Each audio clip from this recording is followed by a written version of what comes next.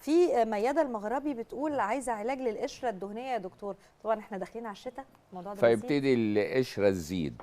فضروري ضروري ضروري نفرق 3 انواع قشره. أيوة. كل مره انا اول هقول مره اعرف ان هي انواع دهنيه ومش دهنيه. لا، دهن فيها سكيلي سكالب. يعني ايه؟ قشره في الشعر. لو ناشفه تبقى اللي هي بتاعه الاتوبيك، لو ناشفه قوي وكبيره تبقى بتاعه الصدفيه، لو دهنيه يبقى دي السكيلي سكالب بتاعه الاكزيما الدهنيه كيلوات.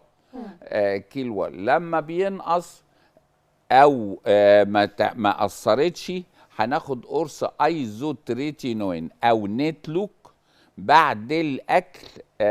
بعد الاكل على طول. مره واحده في اليوم. مره واحده في اليوم. اسبوع اسبوعين هتلاقي القشره راح.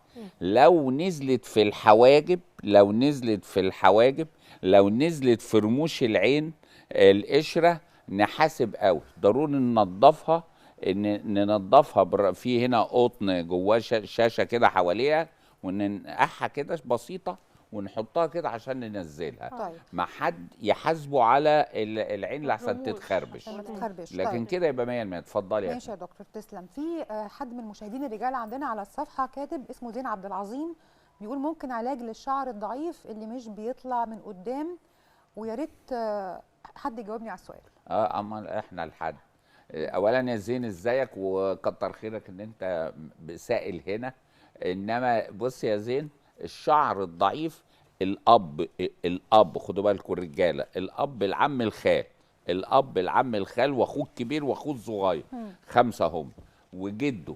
الرجاله كم واحد فيهم اصلع؟ وراثيه يعني ولا مش وراثيه؟ ده ضروري. وعدد الجزء الوراثي بقى دلوقتي بنعالجهم بدري قوي. يعني ما يستناش لغايه ما الدنيا تخف. فهو هنعمل لك ايه؟ هنعمل لك دلوقتي هتاخد شامبول انستيم، وهناخد الدنيا هتلاقوها ماشيه حلوه قوي. لان احنا زي الرجين وحتى الحاجات اللي هي 5%.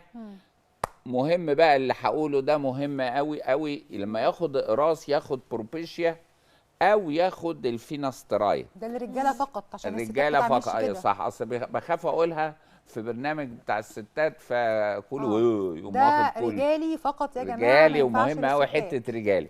في بروسكار بناخد نقسمه كده وناخد ربع قرص يوميا. يا شعرهم بيتقل قوي. نبتدي بدري يا زين،